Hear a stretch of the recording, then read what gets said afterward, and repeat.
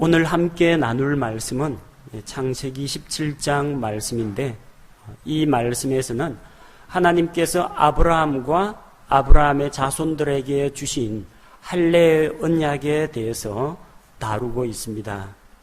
하나님께서 아브라함에게 약속을 주신 이후로 여러 차례 계속해서 찾아와서 약속을 거듭거듭 확인시켜 주시고 재확인시켜 주시고, 믿음이 흔들릴라 치면은 또 찾아와 가지고 확신을 주시고 보다 더 구체적인 약속을 주시는 것을 우리가 살펴보고 있습니다.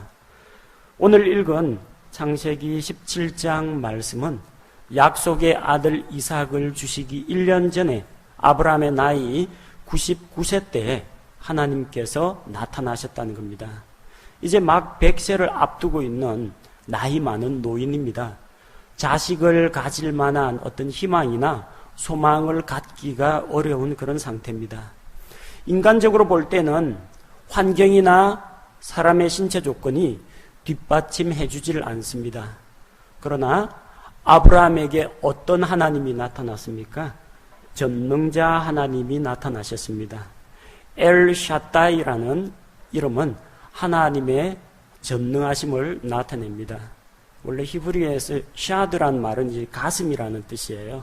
하나님이 여성이라는 뜻이 아니고 풍요롭다, 많은 것을 가지고 있다, 거기에서 나와서 엘 샤다이라고 하면 모든 것을 하실 수가 있고 모든 것을 공급할 능력이 있는 전능하신 하나님을 엘 샤다이라고 합니다.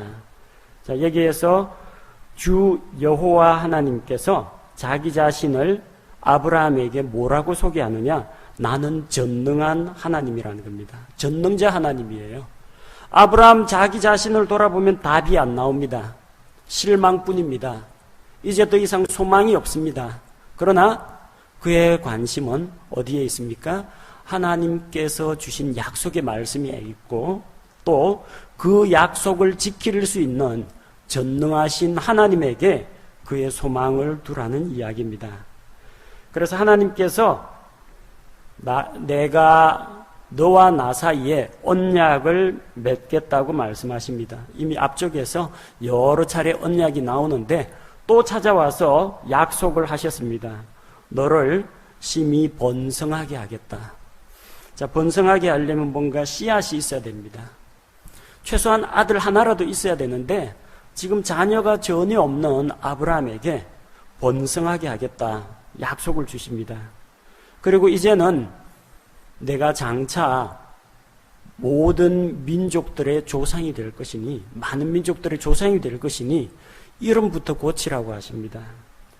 자, 하나님께서 그에게 그의 이름을 아브라함에서 아브라함이라고 고쳐주십니다. 자, 원래 히브리어에서 아비라는 말이 들어가거나 아브라는 말이 들어가면 아버지라는 뜻이에요. 그래서 아히야, 야훼는 나의 아버지시다. 아비 멜렉, 내 아버지는 왕이다. 이런 식으로 아비, 아브를 붙이면 아버지라는 뜻이 됩니다. 아브라함이라는 것은 높은 아버지, 큰 아버지라는 그런 뜻입니다. 가정 내에서 우두머리가 되는 사람을 이야기합니다. 가정의 우두머리, 가장을 이야기합니다. 그런데 아브라함이라고 할 때는, 아브라함이라고 하면은 열국의 아버지, 많은 무리의 아버지가 됩니다.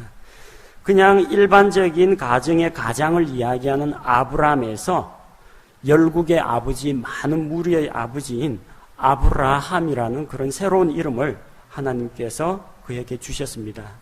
그로부터 민족들을 만들고 그에게서 왕들이 나오게 하셨습니다. 그리고 이제 아브라함과 그의 씨에게 영존하는 언약을 세우십니다.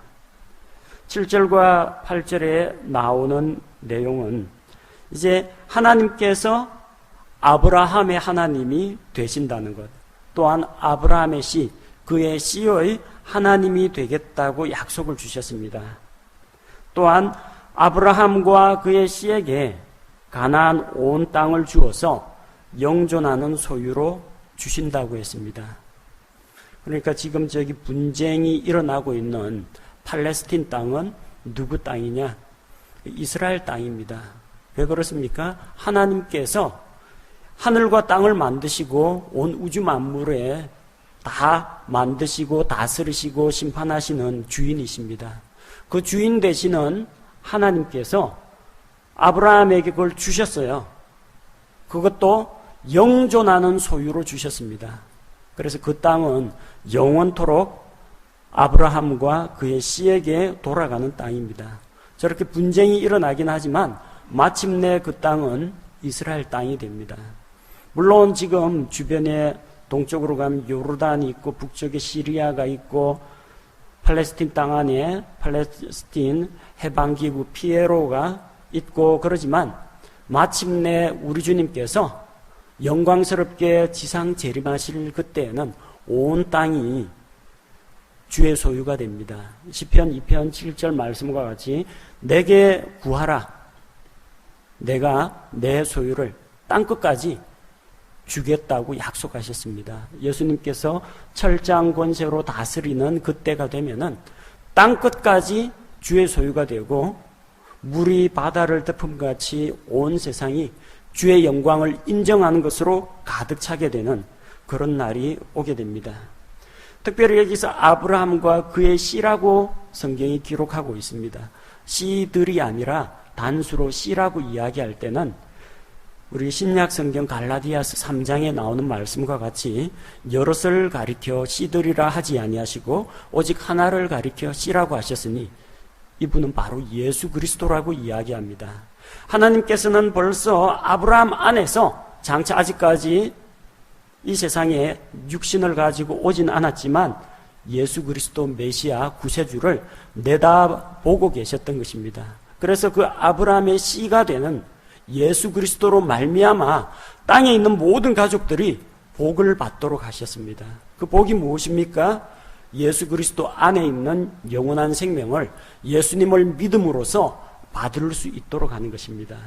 그래서 이 아브라함의 언약은 단순히 이스라엘 사람들에게만 해당되는 것이 아니라 아브라함의 씨이신 예수 그리스도를 통해서 영원한 생명의 복을 누리는 우리 모든 신약 성도들에게도 그 혜택이 돌아갑니다. 왜냐하면 땅의 모든 가족들이 아브라함의 씨 안에서 복을 받는다고 했기 때문입니다. 자, 그래서 이번에는 구체적으로 약속만 계속 하신 것이 아니라 눈에 보이는 증표를 보여주셨습니다. 우리가 지난번 창세기 15장 읽을 때에는 언약 체결식을 행하셨죠. 짐승을 둘로 쪼개가지고 쪼갠 짐승 사이로 하나님께서 지나가셨습니다. 구약시대의 언약을 맺는 방법이에요. 그 언약 체결식을 통해서 시청각 자료로 보여주셨어요. 그 희생물들 다 어디 갔습니까? 다 불태워가지고 안 남아있겠죠. 그래서 하나님께서는 아브라함이 두고 기억할 수 있도록 아브라함과 그의 자손들의 몸에다가 언약의 증표, 언약의 표시를 남기기를 원하셨습니다. 바로 그것이 오늘 본문에 나오는 할례입니다. 9절과 10절에 보니까 누가 할례를 받습니까? 하나님께서 약속을 주셨죠. 아브라함과 그의 후손은 대대로 언약을 지켜야 하는데 그들이 지킬 언약은 무엇입니까? 그들이 지킬 언약은 10절에 나오는 것처럼 너희 가운데 사내 아이는 남자는 다 할례를 받을지니 이것이 바로 너희가 지킬 내 언약이라는 것입니다. 할례 언약을 주셨습니다. 구체적으로 하나님께서 할례를 행하는 방법에 대해서도 알려주셨습니다. 11절에서 13절, 자, 그 언약의 증표는 어디에 남기느냐? 11절에 너희 포피의 살을 베어내라고 했습니다. 사내 아이, 남자아이는 남성 생식기의 포피의 살을 베어내도록 하셨습니다. 누가 여기에 해당이 되느냐 하면 아브라함에게 속한 모든 자입니다. 아브라함의 집에서 태어났거나 아브라함의 씨이거나 아브라함이 돈으로 사온 종들까지도 그 집 안에 있는 아브라함에게 속한 자는 모든 남자가 다 할례를 받아야 한다고 하나님께서 말씀하셨습니다. 자, 12절에 보니까 언제 할례를 행하느냐? 난지 8회가 되면은 할례를 행하라고 했습니다. 태어난 지 8일째 되면은 할례를 받아야 합니다. 왜 하필이면 또 8일이냐? 7일도 아니고 아니면 뭐 만 1살 돌도 아니고 왜 8일이냐? 그때는 하나님께서 이 말씀을 주신 것은 다 나름대로 의미가 있습니다. 우리 몸에 이 상처가 나서 피가 나죠? 근데 이 피가 안 굳으면 어떻게 됩니까? 과다출혈로 사람이 죽습니다. 그런데 이 피가 저절로 멎어요. 보통은 여러분 뭐 가재 같은 걸로 꾹 누르고 그렇게 한참 있다 보면 피가 멎죠. 그리고 피가 나는 그 자리에 혈소판의 작용으로 인해서 피딱지가 않습니다. 그럼 더 이상 몸 밖으로 피가 흘러나가질 않습니다. 그런데 이 혈소판을 생성하는 데 작용하는 그 효소가 있어요. 그걸 트롬빈이라고 부릅니다. 그리고 이 트롬빈을 만들어내는 그런 또 다른 효소가 프로트롬빈이 있습니다. 이 프로트롬빈을 생성하도록 만드는 것은 비타민 K입니다. 사람의 그 소화기관 내에서 있는 그 세균에 의해서 합성되는 비타민 K가 간에서 프로트롬빈이 만들어지도록 도와주는 역할을 합니다. 그리고 이 프로트롬빈이 활성화되면은 응고 효소인 트롬빈이 분비가 됩니다. 그래서 혈액이 응고가 되어가지고 상처 부위에 딱지가 않게 합니다. 근데 신생아는 대단히 조심해야 됩니다. 왜? 이제 엄마 몸속에서 갓 태어났잖아요. 아직 소화기관 안에 뭐 세균 같은 것들이 자리를 잡지 않은 상태입니다. 그리고 효소를 분비하는 그런 작용도 활발하지가 않은 상태입니다. 어린아이가 태어나면은 생후 3일째가 되면은 프로트롬빈의 농도가 일반 성인의 약 30%라고 합니다. 그래서 이 시기에 만약에 3일이나 4일 때 어린아이 몸에 잘못해서 상처가 나면은 피가 굳질 않습니다. 계속 피가 흘러나옵니다. 그래서 어린아이에게 무슨 어린아이가 통증을 느끼기 전에 무슨 수술을 하고자 하는데 대단히 조심을 해야 됩니다. 그런데 하나님이 왜 8일을 명하셨느냐 하면은 신기하게도 아브라함 당시에는 이걸 검증하거나 확인할 방법이 없었고 하나님의 말씀이니까 그냥 순종한 겁니다. 그런데 오늘날 현대 과학이 이걸 밝혀냈습니다. 어린아이가 생후 8일이 되면은 이 프로트롬빈 농도가 성인의 110%에 달한다고 합니다. 일반 성인들보다 훨씬 더 높은 농도의 프로트롬빈이 분비가 되는데 이 8일째 되는 날에 정확하게 8일째 되는 날에 이 몸에 상처를 내더라도 금방 피딱지가 생기고 상처가 아물고 회복이 빨리 된다는 겁니다. 그리고 생후 8일이 지나면요. 그 다음에는 일반 성인하고 똑같은 수준이 되어버립니다. 난지 최대한 빨리 되도록이면 빠른 시간 안에 할례를 받아야 하는데 언제가 최적기냐? 생후 8일째가 가장 좋은 시기라는 겁니다. 하나님의 말씀은 진리입니다. 하나님이 수학에 대해서 말씀을 하시면 그 수학적인 진리가 바로 하나님의 말씀 속에 들어있는 것입니다. 하나님이 생물학에 대해서 천문학에 대해서 욥기에서 자연과학에 대해서 이야기하면 하나님의 말씀은 진리입니다.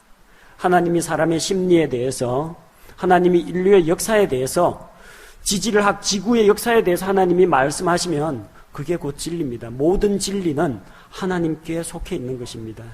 뒤늦게 사람들이 과학의 힘을 빌어가지고 겨우 모래알, 해변에 있는 수많은 모래알 중에서 하나의 어떤 진리를 발견하고 내가 이걸 과학적인 발견을 했다, 발명을 했다고 하는데 그것이 만약 절대불변의 진리라면 그 진리는 모두 하나님께서 정하신 법칙으로부터 하나님께서 만드신 진리로부터 나온다는 것입니다. 자, 성경에는 이렇게 참 재미있는 의학적인 그런 내용도 기록이 되어 있습니다. 그래서 아브라함의 그 언약이 언제까지 전해져 내려오느냐? 아브라함을 대략 약 BC 한 2000년경 사람으로 잡으면요. 구약시대 약 2000년, 신약시대 지금 2000년, 4000년 이상을 이 사람들이 약속을 깨지 않고 자기 아이들에게, 남자아이들에게 할례를 행하고 있다는 겁니다. 참 대단한 사람들이에요. 중간에 어떻게 좀 변질될 법도 한데 하나님께서 직접 주신 말씀이기 때문에 아직도 유대인들은 할례를 받습니다. 자, 할례를 하면은 일단 그것은 하나님께서 주신 언약의 증표가 자기 몸에 새겨지는 것입니다. 그뿐만 아니라 부가적인 이익도 하나님께서 함께 주십니다. 일단 이제 남성 생식기에는 여러 가지 이물질이나 이 찌꺼기 같은 것들이 끼기가 쉽습니다. 그런데 어린아이 때 이 포피 끝을 잘라주면요, 이 껍질이 벗겨지면요, 밖으로 이게 노출이 되면은 그만큼 씻어내기가 아주 좋아집니다. 개인 위생 관리에 상당히 도움이 됩니다.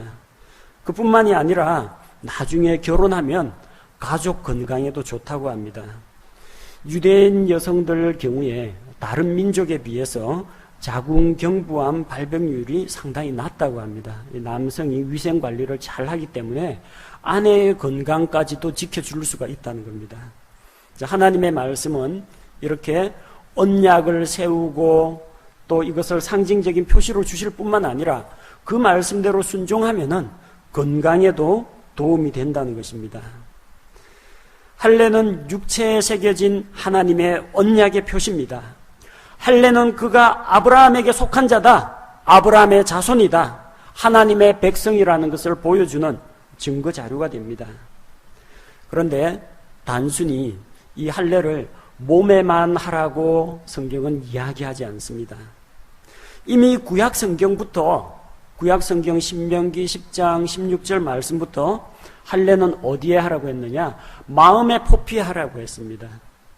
단순히 자기의 살 가죽을 찢는 거, 그래서 나는 할례 받았다, 나는 유대인이다, 나는 하나님의 백성, 택한 사람이다, 이런 자만에 빠지지 말라는 겁니다.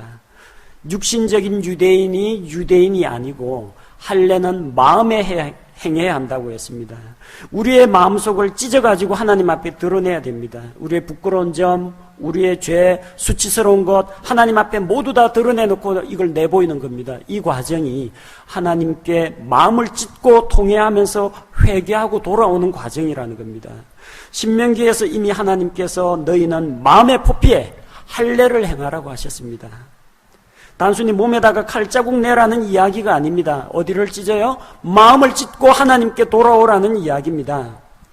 예레미야 9장 26절에서 하나님께서 멸망당할, 바빌론에게 의해서 멸망당할 이스라엘을 위해서 탄식을 하십니다. 이방 민족들을 보니까 이 사람들은 할례 없는 백성들이다. 몸에 할례를 받지 못했다는 겁니다. 그런데 이스라엘의 문제는 뭐냐? 몸에는 칼로 할례를 행했는데 그들의 마음은 하나님에게서 멀다는 것입니다. 그들은 마음의 할례를 받지 못한 그런 사람이라는 겁니다. 이방인들은 할례 받지 못한 사람이요, 이스라엘은 마음의 할례를 받지 못했다는 겁니다. 요엘서 2장 13절에 보니까 너희는 옷을 찢지 말라고 했습니다. 유대인들은 하나님께 통회하고 자백할 때 자기의 옷을 찢고 머리에다가 흙, 먼지, 재를 뿌리면서 낮아져서 하나님 앞에 울면서 통회했습니다. 너희는 너희의 옷을 찢지 말고 너희의 마음을 찢고 하나님께로 돌아오라고 했습니다.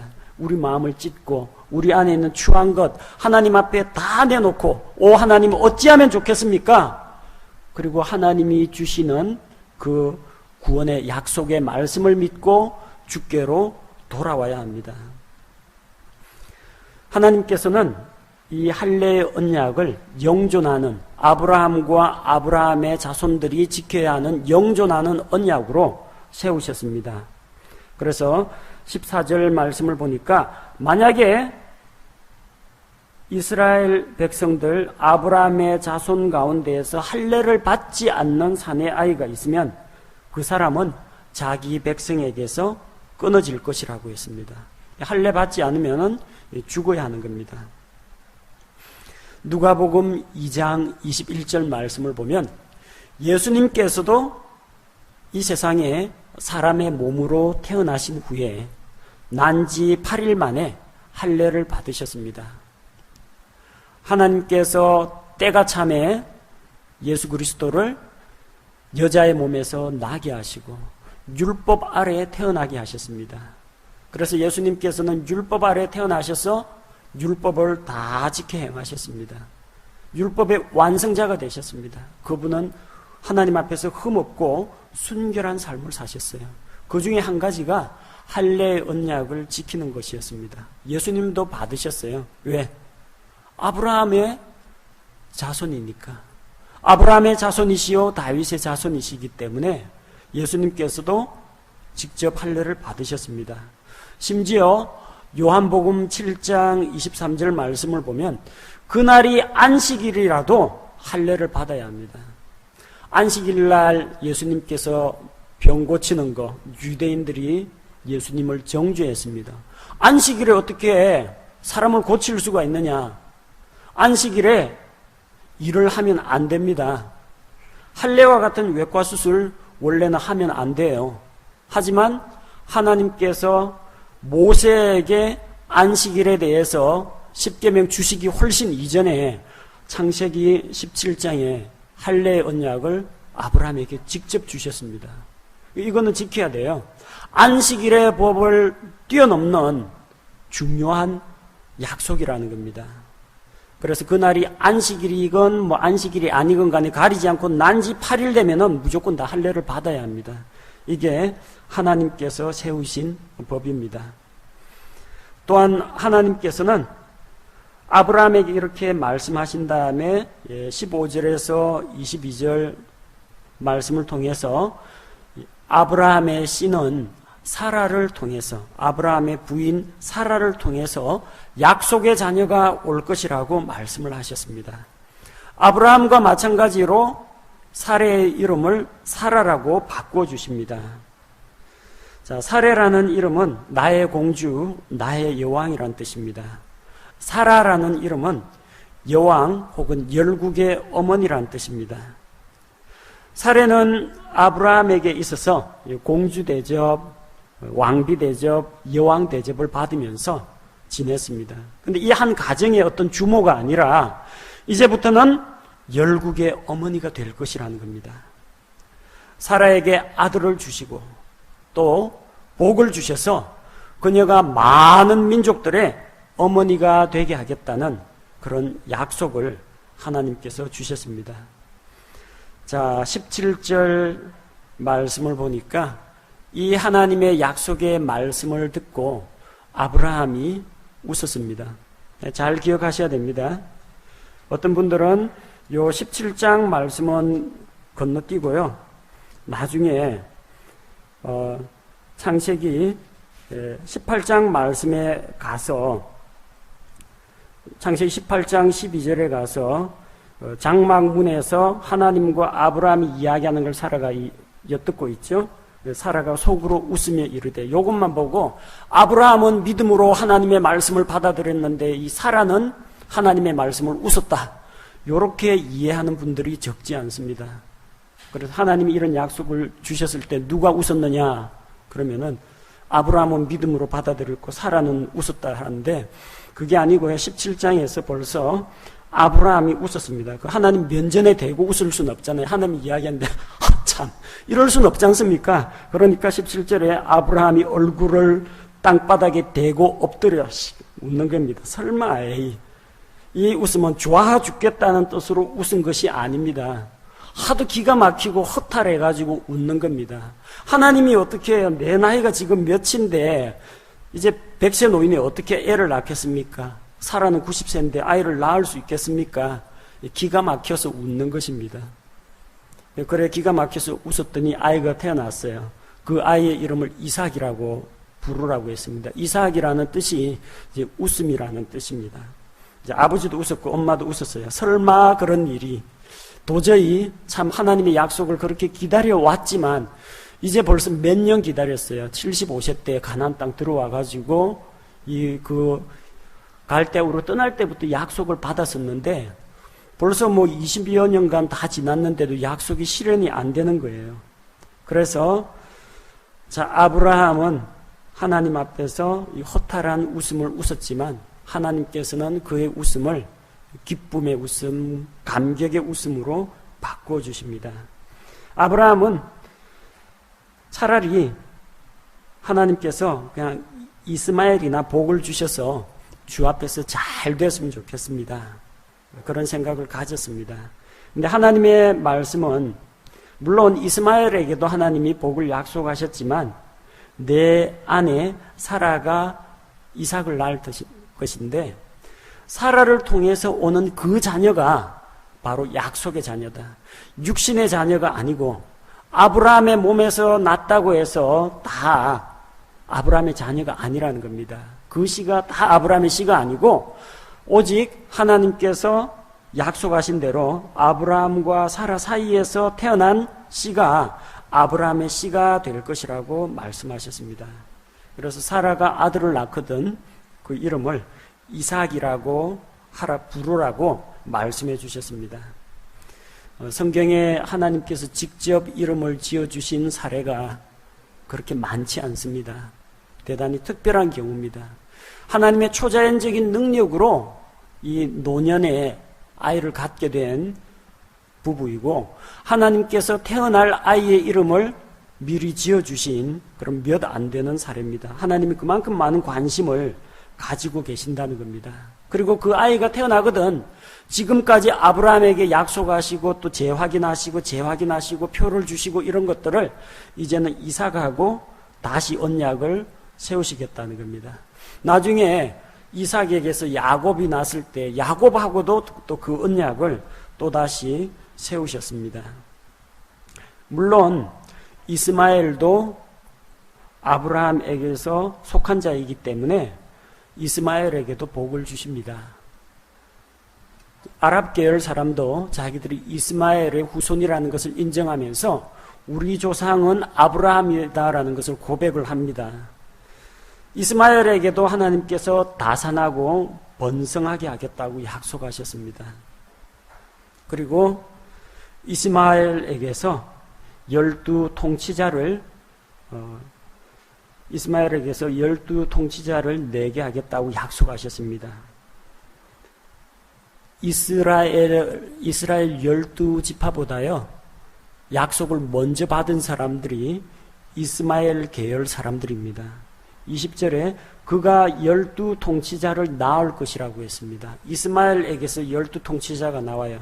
나중에 창세기 25장 가면 나옵니다. 창세기 25장 13절에서 15절 말씀을 보면은 느바옅, 게달, 앗부엘, 밉삼, 미스마, 두마, 마사, 하달, 데마, 여둘, 나비스, 게드마 12사람이에요. 야곱의 12아들보다 이스마엘의 12아들이 먼저 나오고 이들이 이스마엘 12부족의 통치자가 됩니다. 하나님께서 그들에게도 복을 주셨습니다. 그러나 하나님의 그 언약은 이스마엘이 아니라 내년에 하나님께서 정하신 때에 사라가 낳을 이삭과 언약을 세우겠다고 하나님께서 말씀하십니다. 자, 그리고 이제 하나님의 말씀을 따라서 아브라함과 이스마엘이 할례를 받습니다. 뿐만 아니라 아브라함 집안에 있던 이 하인들, 종들 이런 사람들도 다 일제히 할례를 받습니다. 23절 말씀을 보니까 하나님께서 자기에게 말씀하신 대로 자, 어떻게 할례를 받습니까? 하나님께서 자기에게 말씀하신 대로. 이게 중요합니다. 내 생각이나 내 의견이 아니라 하나님께서 말씀하신 대로 행해야 합니다. 이 할례의 언약. 하나님께서 예수 그리스도를 통해서 구원의 언약을 주셨어요.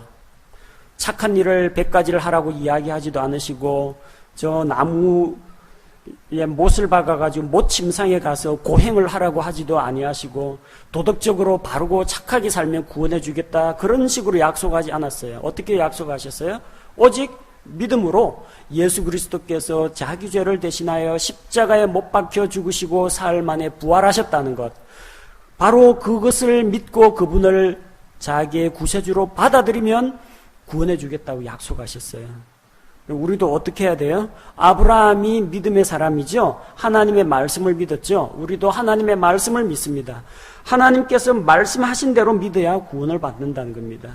어떤 종교적인 의식을 행함으로써 내 행위나 노력으로 구원을 받는 것이 아니라 성경에 있는 약속대로 하나님께서 말씀하신 대로 행해야 구원의 약속이 우리에게 유효하다는 것입니다. 아브라함은 난지 8일 만에 할례를 받지 못했습니다. 그가 태어나온 것은 우상의 도시 갈대아 우르였고 아버지 데라는 우상을 섬기는 자였습니다.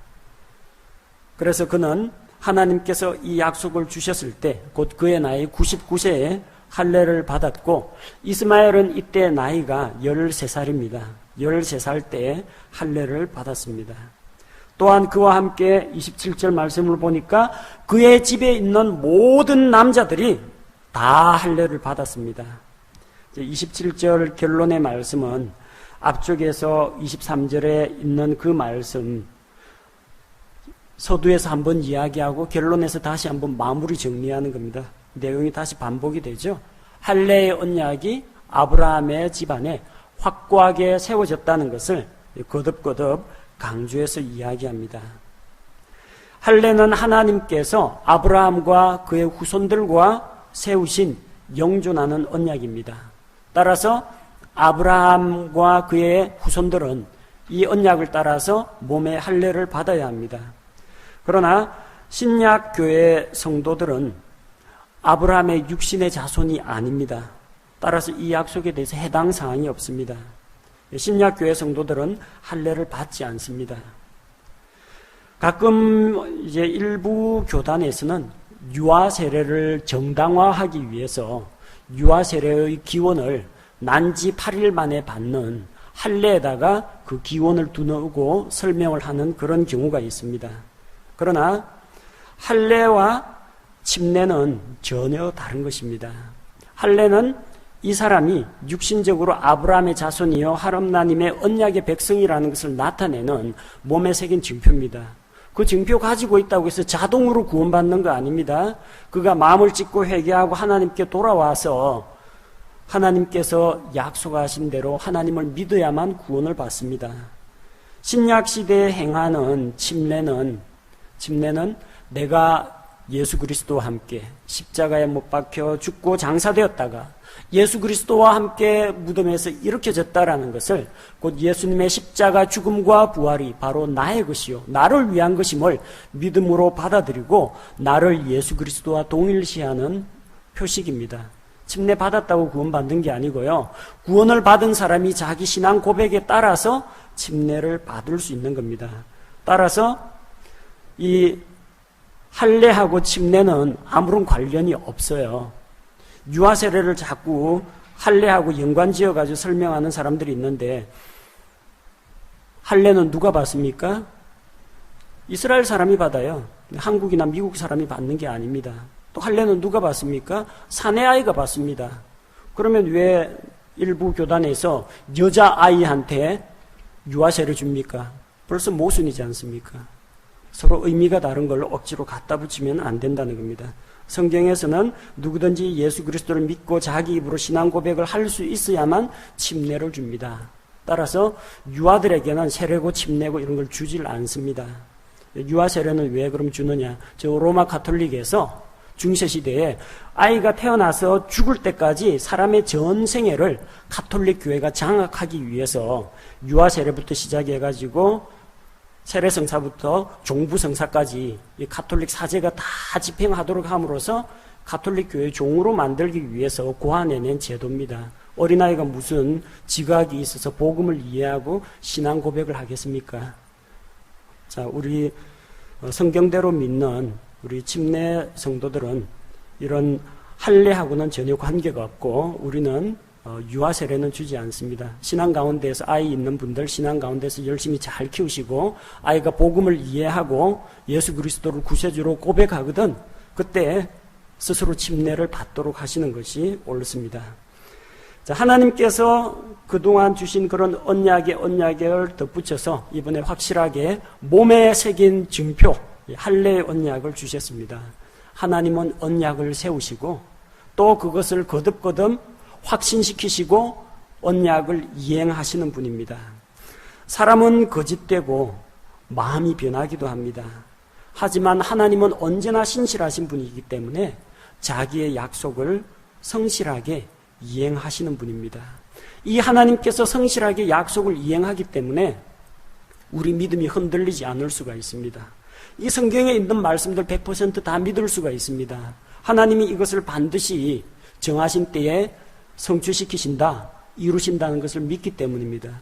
우리 구원이 흔들리지가 않습니다. 예수 그리스도를 믿으면 구원을 받는다라는 이 구원의 진리, 하나님이 한 번 말씀하시고 반드시 약속을 지키시기 때문입니다. 따라서 확고하고 흔들리지 않는 이 말씀, 신실하신 하나님의 약속에 우리의 믿음에 뿌리를 둘 때 우리는 견고하게 설 수가 있습니다. 그래서 이런 신실하신 하나님을 우리가 날마다 기억하고 그분의 선하심과 신실하심을 맛보아야 하겠습니다. 예레미야애가 3장 22절, 23절 말씀을 보면 이건 상당히 비극적인 시기에 기록되어 있는 말씀입니다. 예루살렘 멸망하고 관련된 거예요. 왜 애갑니까? 슬퍼서 애곡하는 노래라는 겁니다.